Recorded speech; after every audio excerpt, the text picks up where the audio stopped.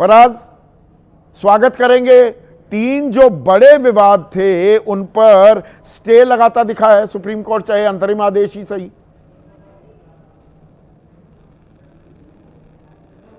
संदीप जी, सबसे पहले तो मैं महेश जी की एक बात को करेक्ट कर दूं कि Shri Amarnath shrine board act 2000 के हिसाब से अगर मुख्तार अब्बास नकवी साहब उपराज्यपाल जम्मू कश्मीर के होंगे तो वो उसके चेयरपर्सन या मेंबर नहीं हो सकते। ये मैंने उसकी साइट से निकाल करके पहले ही रिसर्च करके रखा हुआ है, तो ये तथ्य गलत पेश किया गया है आपके इतने बड़े शो में। खैर चलिए संदीप जी, अब आ जाते हैं आपने इस वक्फ एक्ट पे जो आपने हमारा सवाल पूछा है उसकी चर्चा पे।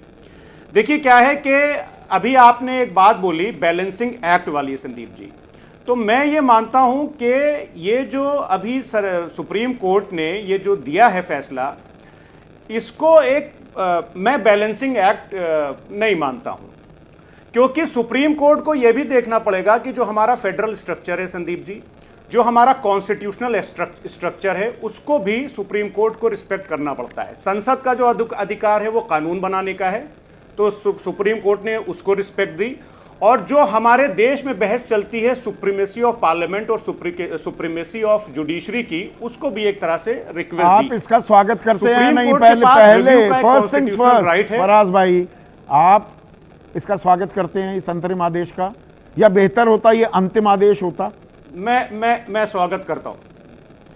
मैं, हाँ देखिए, दोनों चीजें संदीप जी, मैं इस ये जो जजमेंट आया है, इंटरिम जजमेंट आया है, इसका स्वागत करता हूं, लेकिन बेहतर ये होता कि अगर इसको पूरी तरह से स्टे कर दिया जाता। लेकिन उसमें भी सुप्रीम कोर्ट की मजबूरी है कि वाजपेयी साहब बैठे हुए हैं, जब तक कि इसको पूरा कॉन्स्टिट्यूशनल अनकॉन्स्टिट्यूशनल नहीं है, सुप्रीम कोर्ट इसको इस्टेब्लिश नहीं कर पाएगा, तब तक कि इसको पूरी तरह से स्टे नहीं किया जा सकता है। कुछ टेक्निकल इश्यूज हैं इसके संदीप जी, जिसमें बड़ा टाइम लग जाएगा।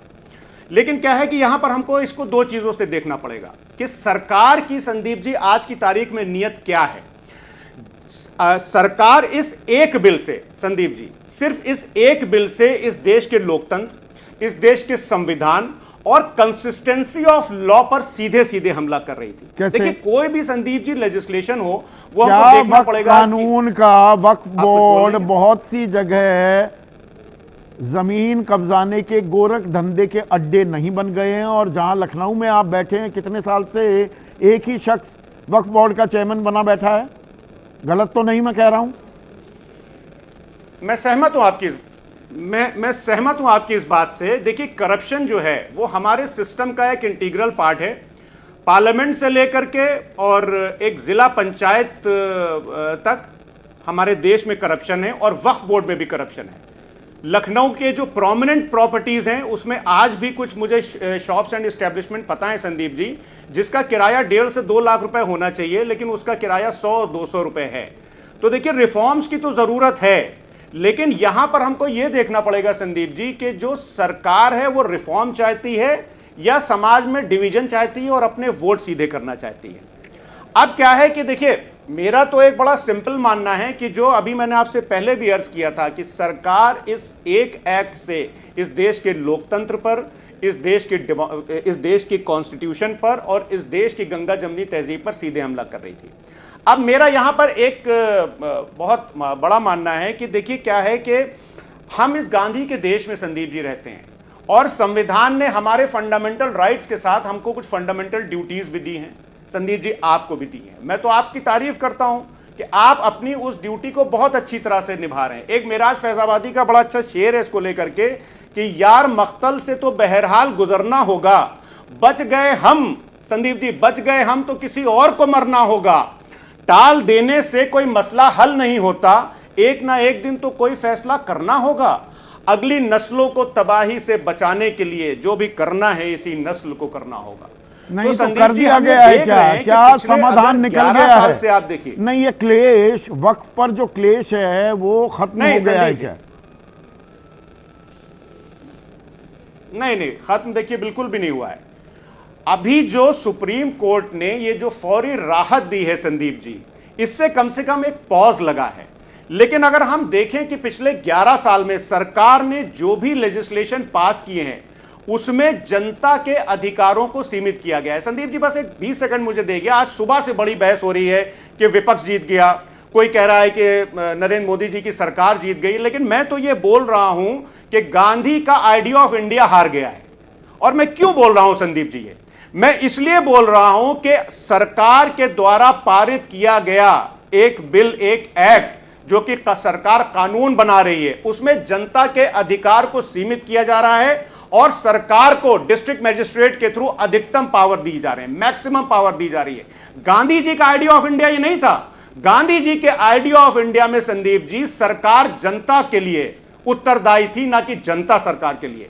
तो मैं तो ये आज सुबह से बोल रहा हूं, जितने भी शोज में गया हूं, ठीक है, एक गांधी का आइडिया ऑफ इंडिया हार गया। ठीक है, गांधी आइडिया ऑफ इंडिया हार गया है, पर ये अंतरिम आदेश देकर और एक संविधान संशोधन हुआ, कानून बना, सरकार ने गाजे बाजे के साथ वो बनाया, 3 विवादित प्रावधानों पर स्टे लगाकर अंतरिम आदेश ही सही, अंतरिम आदेश के जरिए, सुनिए ना सवाल, फजीयत से बचा दिया सरकार को सुप्रीम कोर्ट ने। नहीं, रीजन दिया, साथ में रीजन दिया क्यों कर रहे हैं। हुआ क्या कि इन्होंने पूरा वक्फ एक्ट की जो अमेंडमेंट है उसको चैलेंज किया कि it should be declare unconstitutional. Supreme court ने क्या दिया पैरा 209 में, in the totality of the circumstances we do not find that any case is made out to stay the provisions of the entire statute. वो बोल दिया ना, वो एक तो सेकंड, बिल्कुल। The prayer for stay of the impugned act is therefore rejected. बिल्कुल, वो तो जब वकालत नहीं करोगे, देखिए पूरे कानून को असंवैधानिक कैसे बताएंगे, यही तो पेच है ना। रीजन दिया ना कानून, अरे सुनिए ना, आप तो वकील हैं, आप बाल की खाल निकाल लेंगे थोड़ी, मैं भी सीख गया हूं आपकी सोहबत में बैठ बैठ के। जनाब पूरे कानून को असंवैधानिक तो नहीं बताया जा सकता, उसके प्रावधान तो असंवैधानिक हैं जिन पर स्टे लगा दी अंतरिम आदेश में। इसीलिए बैलेंसिंग एक्ट की बात आ गई। और बैलेंसिंग कोर्टों एक्ट का हो काम रही है। क्या है, तराजू बना होता है, पल रहा बिल्कुल 4 महीने बराबर बाद तो भी अंतरिम आदेश, एक सेकंड, अंतिम आदेश क्यों नहीं आया?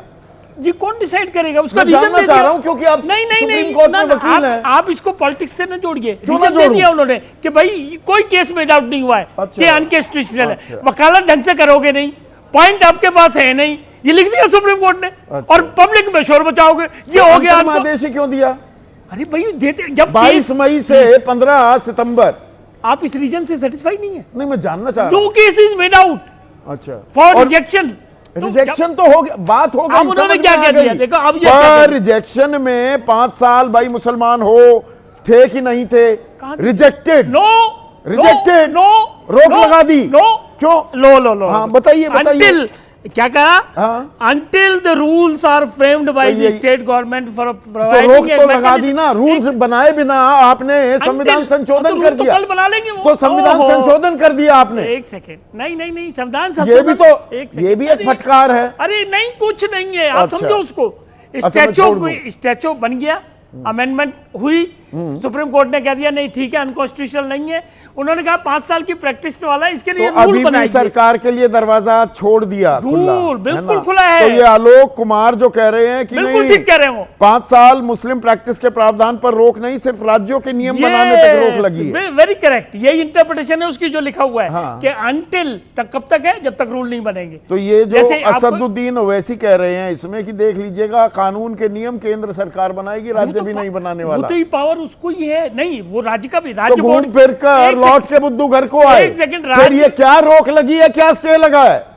जब अनकॉन्स्टिट्यूशनल है ही नहीं, मैंने इसलिए वो अनकॉन्स्टिट्यूशनल तो है, तभी तो स्टे लगाया 3 बड़े प्रावधानों पर। Stay is until the rules are made out. अरे भाई, डीएम को सारे आपने अधिकार दे दिए थे कि ये वक्त जमीन है या नहीं है, संदीप जी, बोले नथिंग डूइंग, ट्राइब्यूनल तय करेगा। आपको वो केस याद होगा जिसमें कमेटी में प्राइम मिनिस्टर होते हैं, अपोजिशन का लीडर, तो रायता फैलाया जा रहा है कि समाधान निकाला जा रहा है। सुप्रीम कोर्ट का जज होता है, हाँ। याद है ना वो? हाँ। उन्होंने क्या कहा था कि this arrangement is until the rule is made out, the same proposition is applied here. कानून बनाने का अधिकार सरकार के पास है, संसद का काम है।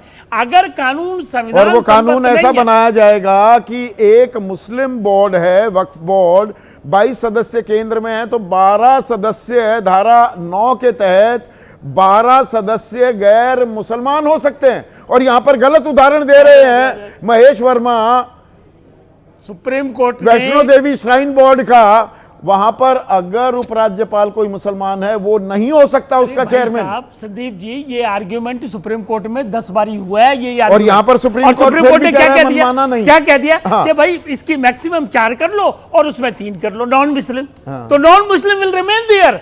मतलब 4 ही ना, पहले तो 12 करने पर आप आमादा थे। 12 की नहीं संख्या, ना ना ना 12 हो सकती थी ना, मैक्सिमम लिखा है सकती थी ना। हाँ, तो वो गलत नहीं तो है। जानकारी तो नहीं उसको दे रहा हूं। उन्होंने मैक्सिमम को 4 और 3 कर दिया। हाँ, तो मैक्सिमम नॉन 12 मुस्लिम क्यों तो होंगे रहेगा भाई ना। 22 में से? अरे भाई तो हम क्या ये हिंदू बोर्ड में हो वो सकते हैं। सुप्रीम कोर्ट की पावर है कि नहीं है? वो बिल्कुल सुप्रीम है। कोर्ट की पावर है कि नहीं? Unconstitutional।